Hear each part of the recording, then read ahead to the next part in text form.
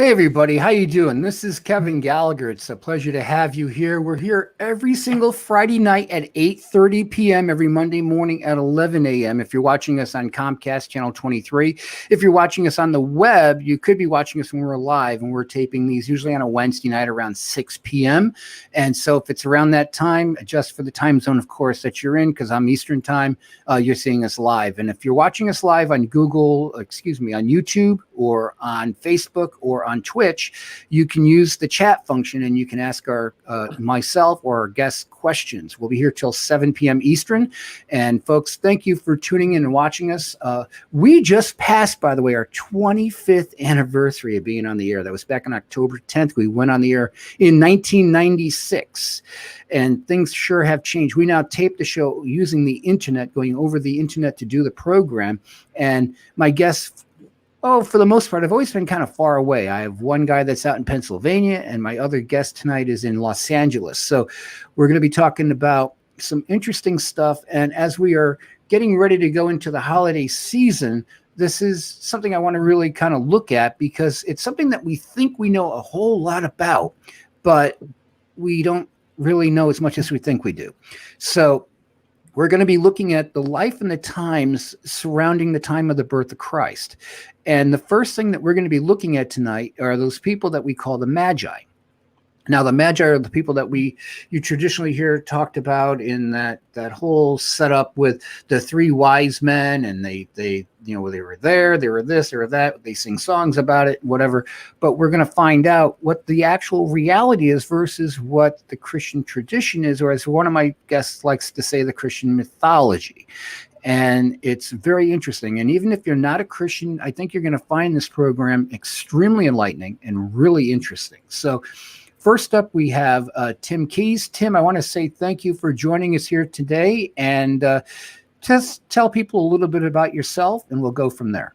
Well, absolutely. My name is Tim Keys. I live outside of Philadelphia, Pennsylvania, and I have been an amateur theologian for about 35 years. And my main project that I've been doing for that entire time, I now entitle it God Save the King, but it is, frankly, a documentary about the birth of Jesus Christ, about the Nativity. I started looking at the Nativity back in the mid-'80s and realized, oh my word, the traditional Nativity story that we think we know is just not supported by the Bible. So I said, well, what does it look like? What does the story really go like? And that was 35 years ago, and now it is my primary focus. And I love helping people realize that the story is really, truly amazing. I mean, the Nativity story, the traditional version is kind of cool, but this one's even better. It's bigger in scale and much more epic and truly amazing, and I love sharing it with people. That's excellent. That's excellent. Michael Parker, I just met a few minutes ago for the first time. And so, Michael, share with us a little bit about yourself, and then we'll get right into the subject matter. Well, I am originally from Texas. I've lived here in Los Angeles since the early 90s. And like Tim, I am a seeker. And through Tim, I've learned some things about Christianity that I did not know. I had the pleasure and honor of joining him on a television series that was done for Parables, .tv or .net. I'm not sure if it's either. TV. But anyway, yeah. And we did 8 episodes, and Tim really educated me a lot on this thing. It's funny when he calls it the Christian mythology, because I did not know to what extent this was a mythology. And for me personally, I have been a musician most of my life, and actually that's how Tim and I met, is our love of music. And then after that, we learned that we both had these interests in spiritual matters and finding out the truth about a lot of different things. And I've worked in internet radio and podcasting and new media since the early 2000s. And I live here in LA. I've been here a long time, and right now we could use some truth. Yeah, it's much needed, isn't it? Yes, it is. Yeah. And so, what is it about the traditional nativity scene that we're all taught that's, as what you're saying, is all wrong? It differs completely from reality. Who wants to take that question? Everything. Everything. It's amazing how much of the traditional nativity story I have discovered over the years is incorrect. Now, initially, I didn't realize that. How I got introduced to this whole big project that I'm working on now, the introduction was very simply, oh, well, he wasn't born on December 25th. Mhm. So when I started investigating that, it was with the unconscious assumption that maybe his birth date changed, but the story didn't really change. That didn't even occur to me initially. I just thought, oh, okay, he was born on a different date, right? But then once I realized when he was born accurately and what it meant biblically, okay, and according to the Hebrew tradition, he was born on a Jewish feast day. Yeah.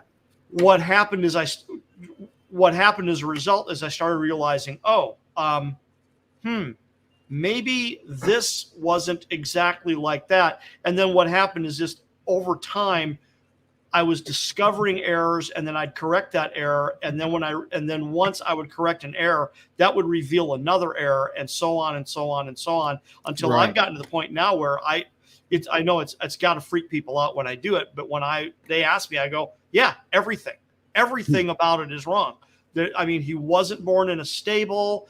The Magi and the shepherds weren't there on the same night. Mary didn't ride on a donkey, and the list goes on. Yeah. So, we're focusing tonight on the Magi. Mm-hmm. So, who exactly were these people? What's so special about them that they, got kind of mentioned out? They got called out in the Bible. There has to be a significance to who they are. Sure. Well, if you read the infancy narrative in the Gospel of Matthew, beginning in chapter 2, it says, that in the days of Herod the king, these wise men from the east came to Jerusalem, and they met Herod in the court of Herod the Great, and they apparently just walked in and said, "Where is he who is born the King of the Jews? For we have seen his star in the east, and we have come to worship him." And that's how we're introduced to what we call the Magi. It's the wise men in English, and it's the word Magian in Greek. And, we're going to talk all about exactly what that means. But that's the introduction we have is, boom, out of nowhere, Gospel of Matthew, wise men from the east saw his star. Where is he who is born King of the Jews? That's how we're introduced to him. So therefore, that leads to very logical questions of, well, who are these guys? What did they see in the sky? We saw his star. What did they see? How did they know what to look for? He who is born King of the Jews, how did they know it was connected to a Judean king if they came from 600 miles to the east, et cetera, et cetera, et cetera? Yeah, exactly. So now who were they? And let's just discover who these people actually were. What's their history, their background? Well, if you go back about 600 to 700 years before Christ, there was an empire, a kingdom, primarily on the southwest shore of the Caspian Sea called Media. Okay, the Median Empire, and according to Herodotus, among the Medes, one of their dominant tribes was called the Magians or the Magians, okay? And the Magians became the Median hereditary priesthood, very similar to the way the Levites became the hereditary priesthood of the nation of Israel. So that's how they became notable initially. Like I said, 600-700 BC-ish.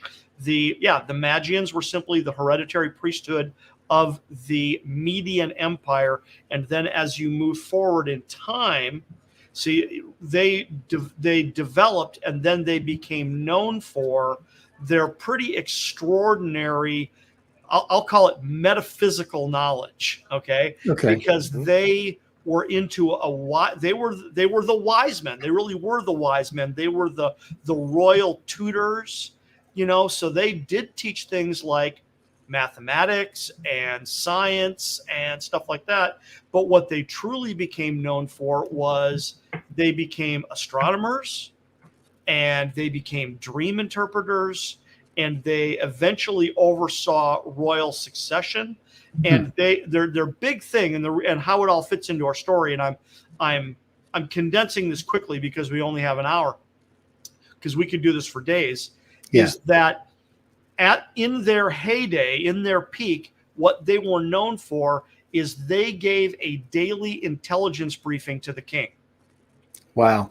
That's what they did. That's what they were known for, is that they would consult the scrolls, they would consult the stars, they'd consult the genealogies, they would gather up all this information, and then they would go into the king and say, okay, here's your intelligence briefing for today on how to run the empire and decisions. You're sparking a question off in my mind here, which is, did these guys work then with more than one king? And did they have, for lack of a better way of putting it, did they have offices, around in different countries that they operated in, or were they in just one country? Well, no, so over time, so let me do this quickly, right? So they began as a tribe among the kingdom of the Medes, right? But as you move forward in time, see, the Babylonians conquered the Medes. Yes. So then when the Babylonians conquered the Medes, the Magians, they became the hereditary priesthood of the Babylonian Empire. Okay. Well, then the Persians conquered the Babylonians. All right. And so they became the hereditary priesthood of the Persian Empire.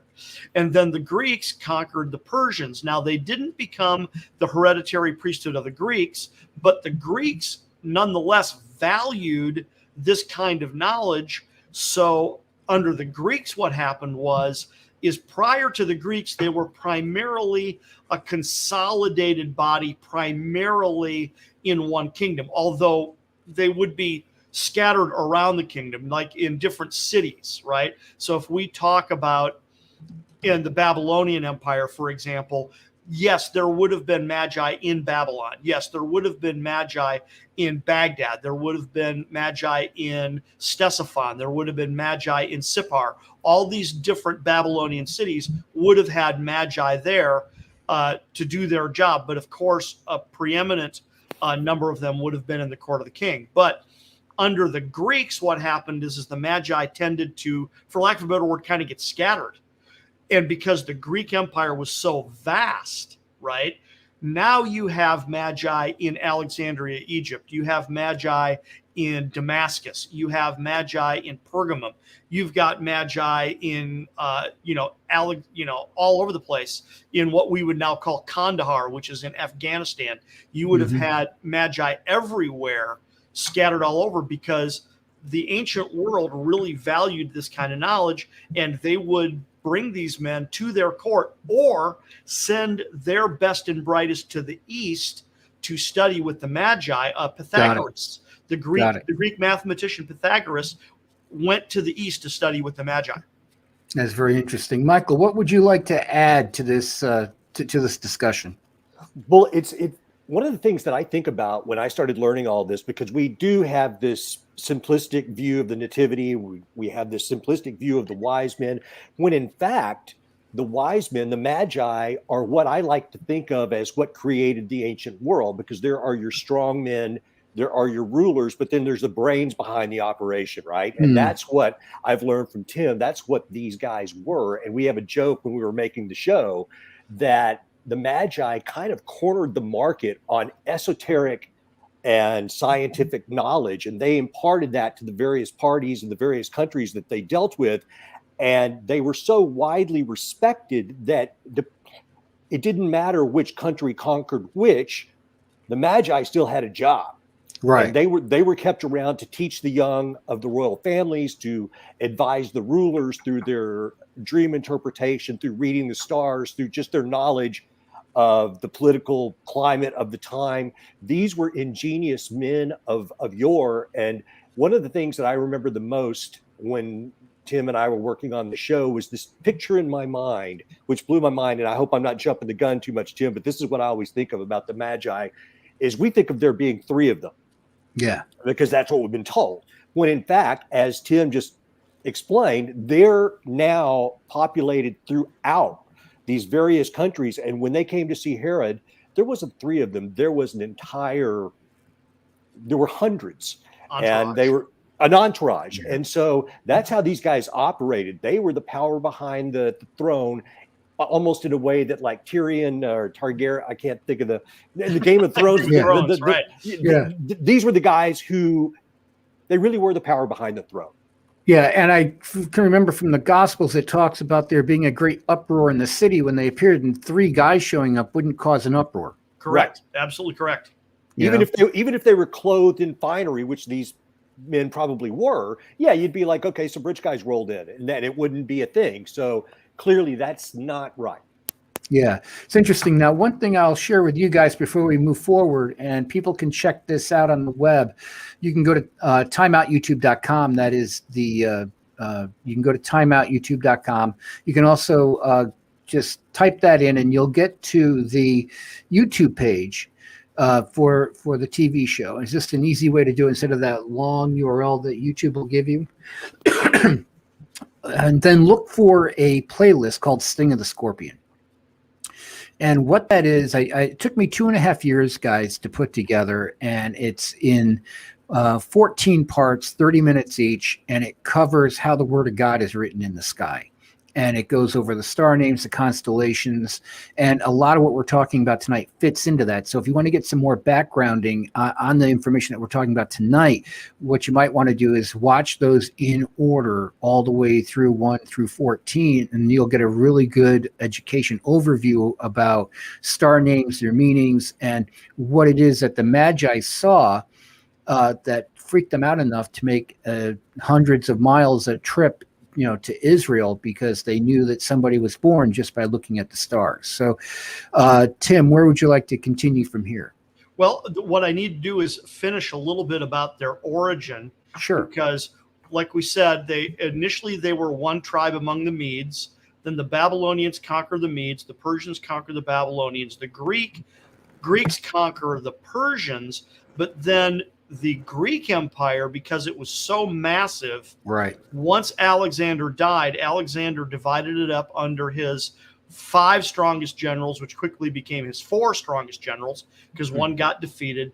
And then Seleucus, who inherited what we would call today the Middle East, right? He had the biggest stretch of land to control, and it didn't take very long where he just couldn't control it any longer. It was too big. So in all that area that he had to control, there was a province at the southeast corner of the Caspian Sea called Parthia. And Parthia broke free and declared their independence. And then over the next 200 years, they steadily moved west and consumed Alexander's empire in the Middle East until the 1st century BC. Okay, that's when, with the Parthians moving east and Rome moving west, they ran into each other, with Israel right on the frontier between these 2 superpowers of the day. Wow. So that brings us up to the time of Christ. And under the Parthian Empire, the Magi became consolidated again. And the Magi were literally the second house. The Parthians were one of the first governments we're aware of that had something resembling a parliamentary system. They had 2 houses. You had the upper house, which was the royals and the nobles, and then you had the lower house, which was the Magi. They were called the House of Magistanes. Okay, so, and when a royal would die, see, one of the things that the Parthians did that was very unusual in the ancient world is they did not practice the right of primogeniture. So the right of primogeniture was simply when the king would die, his oldest son would become the next king, right? So the Parthians didn't do that, okay? Which was very unusual. What they did is when the king died, it was the Magi, the House of Magistanes, who determined who the next king would be. That was in their job description. They would consult the scrolls, the genealogies, and the stars, and then they would declare who the next king was. Interesting. Now, not to jump ahead, but is that something along the lines of Herod? Because Herod, I always thought of was kind of more like a governor Well, if to put it in modern terminology, rather than a king, because he was appointed. Well, right. Well, Herod was what we would call a client king. Okay. What the Romans did as often as they could is they were brutal. Make no mistake. They were a brutal, domineering force, right? But as often as they could, if they could have a local ruler be a vassal and rule the country in their name, they would do that instead of bringing in a foreign, or literally a Roman governor, right? So by the time of Jesus's earthly ministry, Jesus as an adult, we have the Roman governor Pontius Pilate, okay? Because by that time, Judea was a province of the Roman Empire, okay? So they had a Roman governor. But prior to Judea being a Roman province, Judea was what's known as a client kingdom, okay? So it was run by a local, in this case, pseudo-ethnic ruler who ran it for the Romans, okay? Now, Herod was not a Judean, and yes, he was appointed by the Romans, but he was the king of Judea. He was declared king of Judea by the Romans. Interesting. So, Michael, where do you want to take it from here? Well, another thing about the Magi that interests me a great deal and is their dream interpretation skills. Mm-hmm. And that figures into the story with Herod as well. And just the idea of interpreting dreams being I don't want to say a hard science, but a respected science in that day. I mean, these guys were, for human beings, they almost had a supernatural quality about them to be able to read the stars and interpret dreams. And then in the case of the Parthians, also to appoint kingship. I mean, that's a big deal. That's not something you let ordinary people do. And it makes me wonder, okay, so if I'm interpreting dreams, where does that symbology come from that I am then turning into a language which, I can explain to a king or a governor or whomever, okay, based upon what you just told me, that it just means this. So these men, and I don't know if there were women Magi, I perhaps there were, I don't want to be sexist, but where that information came from, how it was developed, and that amazes me. Tim, you should tell them about the dream and the trip to see the baby or the young Jesus, so they didn't return to Herod.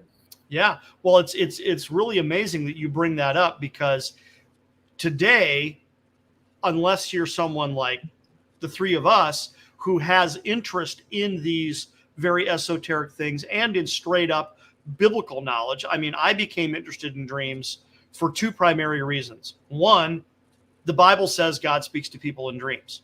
Mm-hmm. And you can't argue with that. It's all through the Bible. Right. Believers, unbelievers, Old Testament, New Testament, Jew, Gentile, Church of God. He speaks to everybody in dreams. So and not to interrupt, but Pontius Pilate's wife had the dream. Had a dream about Jesus. Mm-hmm. About Jesus, exactly. So if you have even a basic understanding of Scripture, you look at it and say, "Oh my God, this is everywhere." Yeah, it's everywhere in the Bible. Are people having dreams? So that was one of the things that interested me in dreams, even apart from God Save the King and the Magi. But that's, of course, is the second thing, is that I noticed one of the people groups that God spoke to was he spoke to the Magi, because once they had found the young child Jesus, Scripture very clearly tells us that God spoke to them in a dream and said, "Don't go back to Herod, return to your country another way," which is just absolutely stunning. But what I came to discover over time as a result of delving into this is that, once again, in the ancient world, Michael, you hinted at this, in the ancient world, this was a much more important thing. The wise men of the ancient world, both in the East and in the West, were very interested in dreams, especially dreams involving royalty, because they believed that was the gods or God on the move in the life of the rulers of these kingdoms, unquestionably. And it's really striking to see the number of dreams involved in the nativity story, not only with the Magi, but then also with Joseph, the adopted father of Jesus. He's warned by God at least twice, I think maybe even 3 times in a dream to take action regarding his new family. It's interesting. So what is it that these guys saw that caused them to pack up their donkeys, pack up their camels or whatever, and make that long Horses. trip? It would have been by the way, it would have been horses. Okay. Okay. That culture was a horse culture. Okay. Okay. If you think in your mind of that very classic traditional picture of the mounted archer, right? Yeah. Yeah. Who is he's actually turned backwards in his saddle and he's firing the bow this way. That's the Parthians. Okay. Okay. When the Parthians met the Romans in battle, they were one of the only nations or empires to ever fight Rome to a standstill. And it was because they had this super fast moving light cavalry, okay, these mounted archers, and that's what they were known for. So they were lethal. It was a horse culture, and ironically, heavy cavalry was armored camels. Okay, so I've actually got a picture of one, a mock-up of an armored camel, which is pretty striking. But anyway, the question was, what did they see? Okay, yeah, what did they see? So there's 2 different theories, one that is relatively complete, and then one that I am working on that is very incomplete, right? Now, the one theory, okay, is that because we talked about the history of the Magi, starting with the Medes, then the Babylonians, Persians, etc., right? When Daniel, the Hebrew prophet Daniel, was a captive in Babylon, here we go. Nebuchadnezzar had a dream, and Daniel interpreted it. And because of his demonstrated ability to interpret dreams, Nebuchadnezzar appoints him Rab-Mag, which in Hebrew means the chief of the Magi. Okay? It's right there in the Bible. Daniel was the chief of the Magi.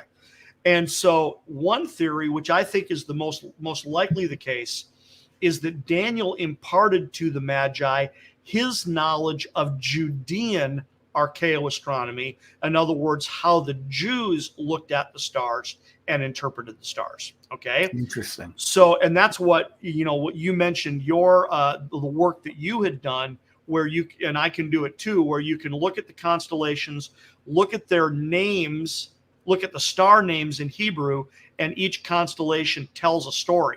Okay. So if you start with Virgo, the virgin, right? Gee, any virgins in the gospel? Oh yeah, there's this one famous one named Mary, right? And then you start with the brightest star with the Spica, and then you go to the second brightest star and the third brightest star, and you follow them down in their order of luminescence with their names in Hebrew. It tells you a story. Okay. Yeah.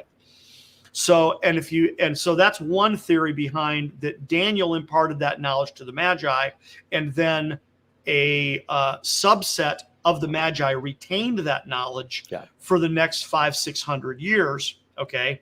And that's how they knew what to see. Now, the other theory, however, that I'm working on is, how did Babylonian astronomy work?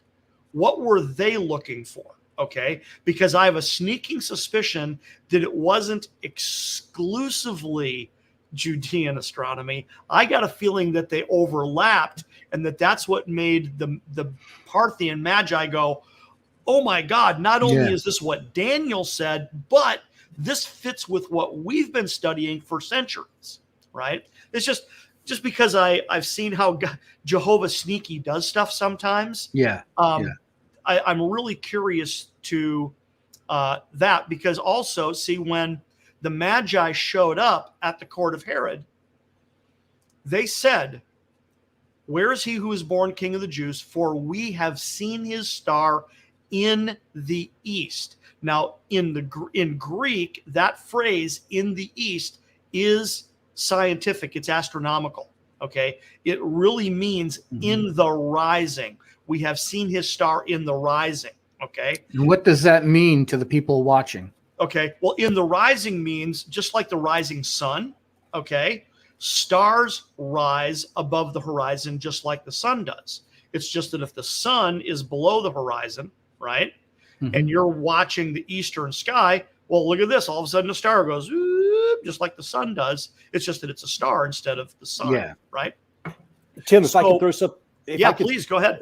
If I could just throw something in, when we're talking about the ancient civilizations and these mystery traditions, and just listen, back then there was no television, there was no computers, there was no internet. Every night when you went to bed, you stared at the sky, and so all across the planet. And I would guess that the Magi and the more advanced cultures throughout, the Chinese or whomever, they, as through their travels, through their trade, I got some information from these guys, I got some information from these guys over here. We put all this together, we begin to transcribe it, we begin to contrast and compare.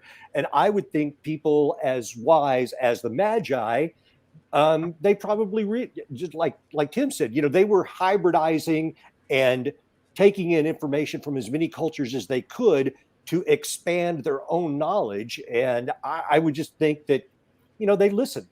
They didn't just tell people things, they listened. And Michael, you reminded me of something that's actually very important that we tend to forget. Okay. And I forgot it myself 20 minutes ago when I was giving you the history of the Magi. Yes, the Parthian Empire started on the east end of the Caspian Sea and moved west. But that doesn't mean that the Magi only went to the west. The Magi also went to the east. And so there would have been Magi in the courts of the Kushan and Han dynasties in India and in China. They would have had Magi in their courts as well.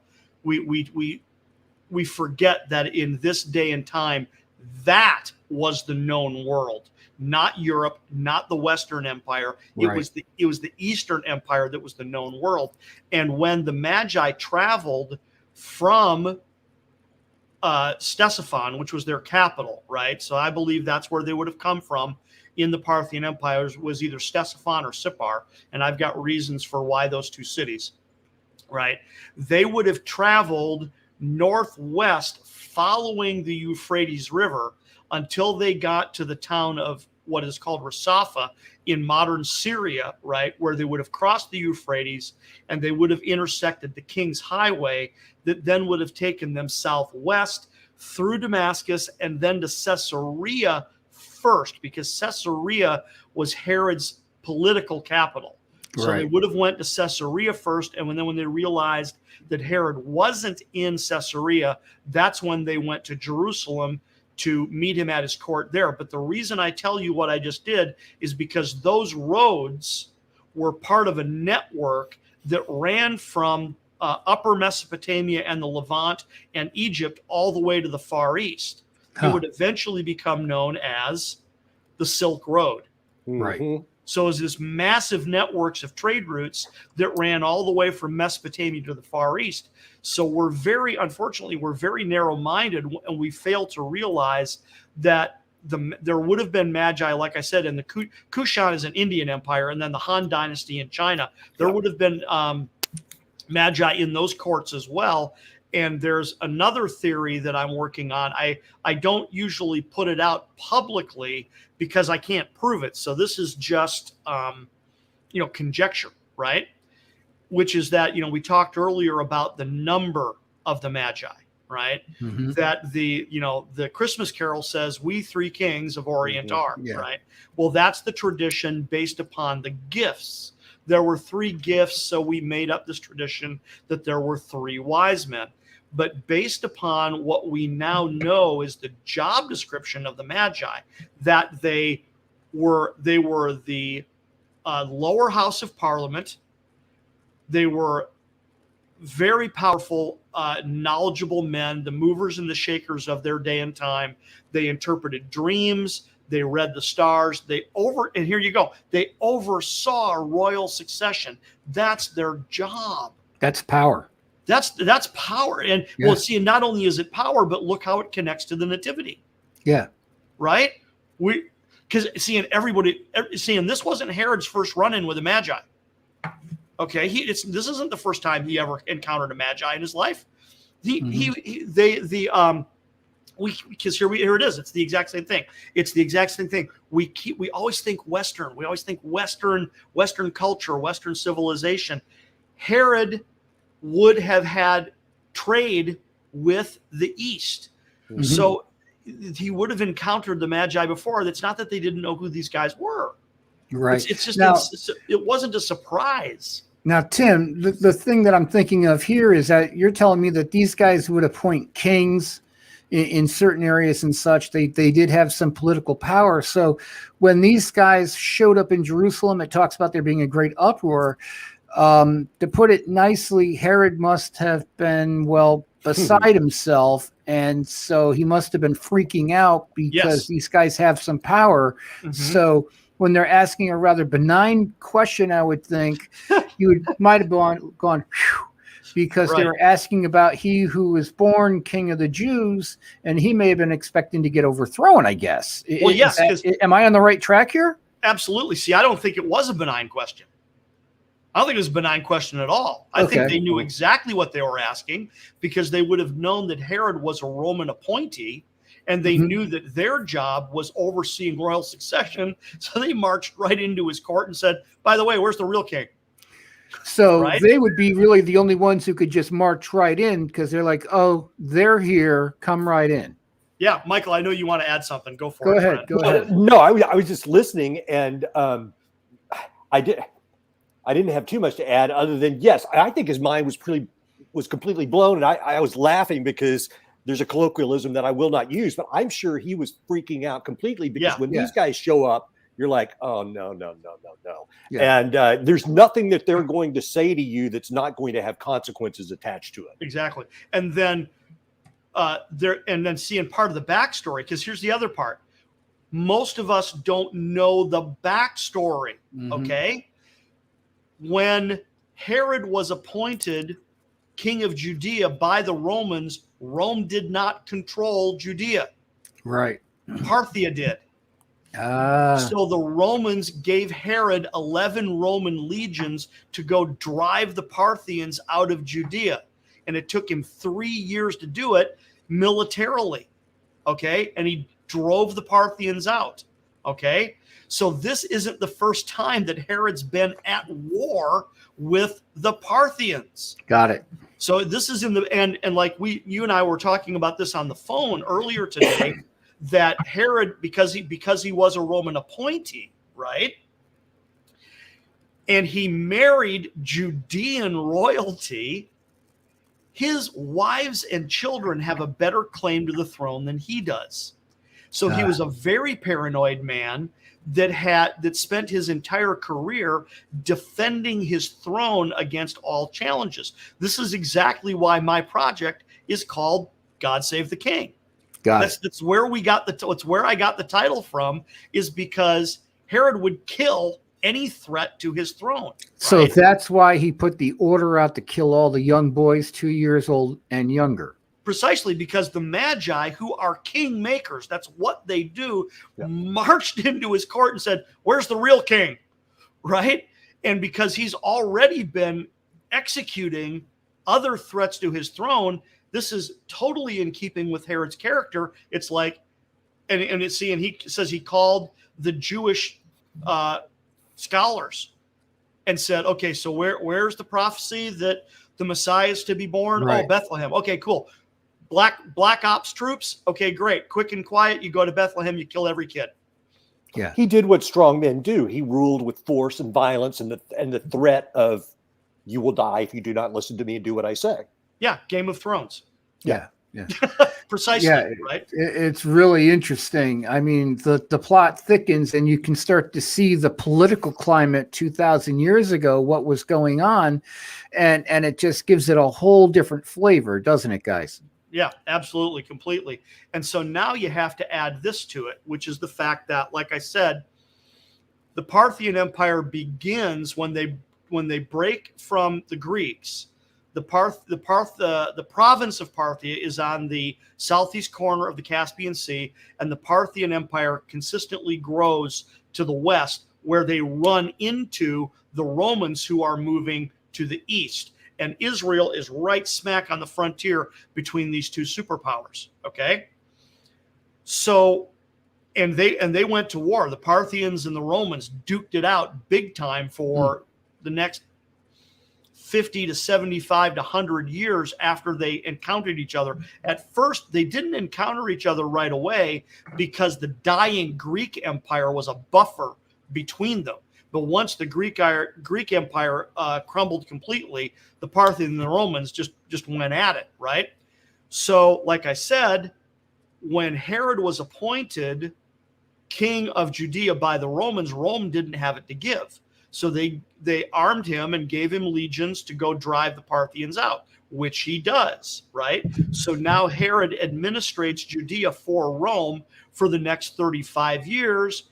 And then, oh, lo and behold, the Parthians read the stars and they discover that the new king of the Jews, which is their job, is born in Bethlehem of Judea. So they send an official ambassadorial entourage to Jerusalem and Bethlehem to worship the new king of the Jews. But they're not stupid. They're going into Roman territory. They are entering foreign enemy territory, which means they would have had military escort. So, Tim, continuing along that thought, I've read things, heard things that there could have been 3,000 or more people walking into Jerusalem that day. Correct. Now, I don't think they would have necessarily walked into Jerusalem. Okay, but your theory is not incorrect, right? Okay. Your hypothesis is correct. I'm just talking about the details of how it would have went down, right? I think because also, see, I'm aware of the reason Herod had to drive the Parthians out of Judea is just prior to that, Rome was actually starting to control Judea and the Parthians invaded and drove the Romans out. Okay. And we'll tell that story at it's a fabulous story. We'll do it on a different episode, right? So the Parthians invade. And now Herod is given this army to go drive them out, right? Like I said, okay? So rats. Oh, so what I was going to say is that, see, I know the details of how the Parthians invaded. I know what direction they came from, et cetera, et cetera, et cetera, when they invaded Judea at that time. So I have to imagine that when they visited Herod, they kind of went based upon what had worked before. Right. So once again, see, because to travel with an army, see, and in that region, right, they would have had roads. They didn't just go across country. They didn't just take off straight across. They would have followed the roads. The Romans built this incredible road system that still is existent today. Right, exactly. So that's why I believe they would have followed the Euphrates northwest to Rasafa and then pick up the King's Highway and down through Damascus to Caesarea and then Jerusalem, is because they were following the roads and they're moving an army. Mm-hmm. They're moving an army, right? So when it talks to estimating numbers, right? Because you said 3,000, I think it was twice that. About 6,000. Yeah, I think it's more 6,000 to 7,000. And then the point I was going to make a few minutes ago is that I usually don't share this publicly because this is completely conjecture, right? Okay. But there are a couple of sources that are kind of hinting at it, that maybe it went down this way, which is that the Parthian army may have been accompanied by an Indian army and a Chinese army. Interesting. And if that was the case, the number was probably closer to 25,000. So how long would it take these guys to get into where they needed to be? Well, if you're an all-day process, then.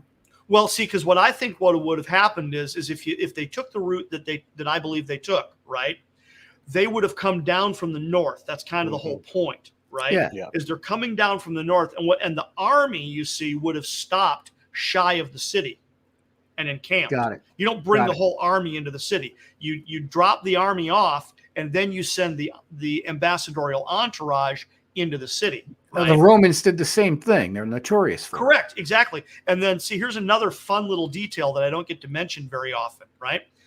Is that, See, I think what happened is once they hit Rasafa and the King's Highway, and now they're going southwest, right? Right. When they get to Damascus, Damascus was administrated for the Romans by Herod.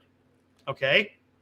So that's when I think Herod found out that they were on their way. And he starts losing his mind. His mind is doing, gymnastics, trying to figure out what's really going on. Exactly. Well, one of two or three things would have happened, meaning that either the Parthians would have sent advance riders themselves announcing that an ambassadorial entourage was on the way, or Herod's own network would have said, oh my God, there's a Parthian army in Damascus. We've got to warn Herod. And then they would have sent riders south to Caesarea and Jerusalem to warn the king, right? Mm-hmm. But the reason I bring up Damascus, right, is for a very particular reason, which is that when the Romans conquered Damascus, they totally remodeled the city according to Roman architecture, right?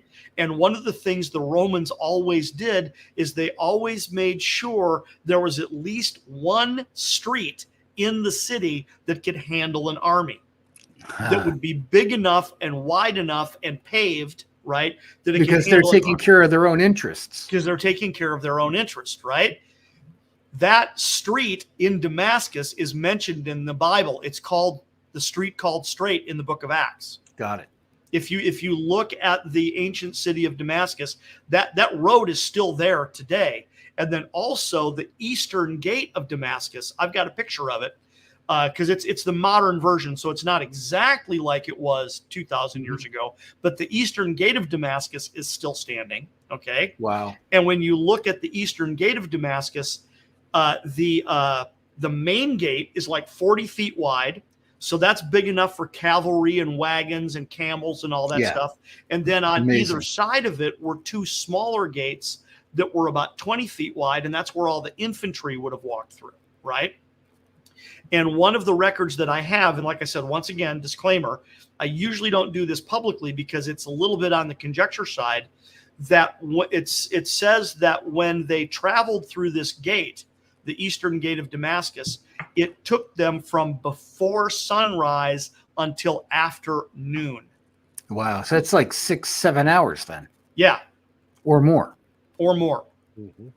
Yeah. So this was a very large entourage and accompanying military escort. And then, so like we said, I think they stopped shy of the city. So then they pulled into Caesarea and then down to Jerusalem. I think the army itself would have stopped outside, and then the entourage would have went into the court. So but that just probably to would kind have of been sum up, we have guys who 800 years roughly before Daniel was appointed their head. He passed on a lot of the Jewish traditions and everything having to do with the astronomy. They had their own. They've been looking at the sky and looking for a certain sign. They see something that tells them, pack the bags, we're going to Israel. Right. And that's where we're at. And so I've always thought that it really couldn't have been a comet that they saw, because comets don't really stay in the sky that long. Yeah. And for them to make that trip, they'd have to be tracking something that would stay in the sky for months. Exactly. So that would have to be a planet or something like that, because they were really big into looking at the movement of planets and electrograde motion and all this other stuff. So what is it they were looking at? Okay, well, so back to my theory, right? So one theory is that they knew Judean archaeoastronomy passed down to them from Daniel, right? Right. But what I'm also exploring was, did that overlap with how Babylonian astronomy was understood, right? Because if the two overlapped, now you've got, no wonder they were like, oh my God, this is amazing. We have to go right now. So one of the preeminent ways that Babylonian astronomy worked was that they recorded the heliacal rising of certain stars above the horizon prior to the sun coming up. Okay. And what that means is helios is the word for sun. So the heliacal rising of a star, which is by the way, that's exactly what they're talking about in Matthew chapter 2, verse 1, we have seen his star in the east. That is referring to the heliacal rising of a star. So this would be, just not to interrupt, but just to make a clarification. Sure. Venus is notorious for rising early in the morning, 4:30. Sun isn't up yet. It's not sunrise. And it's a bright and morning star mentioned in the Bible. It's also out in the early evening. So this is exactly what you're talking about, correct? Right. So, yeah. And then, so in the Babylonian tradition, there is a record known as the Enuma, Anu, and Enlil. Okay. So the Enuma, Anu, and Enlil is a collection of 70 clay tablets. It's now on display in the British Museum in London. It's all cuneiform tablets, and it records, it's their Bible. It's their astronomical interpretation Bible, okay? And the centerpiece, for lack of a better term, of the Enuma, Anu, and Enlil is the Venus tablet of Amisaduka, which is this one tablet that records all the heliacal risings of the planet Venus. And I think they also recorded the heliacal risings of Jupiter as well, but which makes either Venus or Jupiter or both really predominant candidates for what it was they saw. Oop, we lost your audio there, Kevin. Can you hear me now? Yep. Yes. Yeah. So you must have had a conjunction, perhaps, of like maybe Venus and Jupiter, some of the brighter stars. And if they come together, they look like, to the naked eye, one star, two merging or three merging into one. And the amount of light then that's concentrated is enormous. Yes. Yeah. And it gets your attention. Yep. I don't have the date memorized, but there was a conjunction of Jupiter and Saturn. If I remember correctly, it was in June of 3 BC. Yeah. That would have been just absolutely stunning, because they were so close together that, like you said, the combination would have looked like one star. And if you were an observer, if you were an astronomical observer, then of course you would have been watching these two stars over several days go bang, right? And then once that happens, you're just like, oh my God. So there's no question that the Magi would have seen that as a significant omen. Yeah. Now, I have just a few minutes left. I know that the date that I've come across for years is that Jesus was born on September the 11th, 3 BC. When we look at the Gregorian calendar, how does that date hold up, guys? Michael? Well, what Tim was just describing with the two planets in June, I mean, that works out great, right? Because you see this in June and you start moving towards it. And then if he's born in September.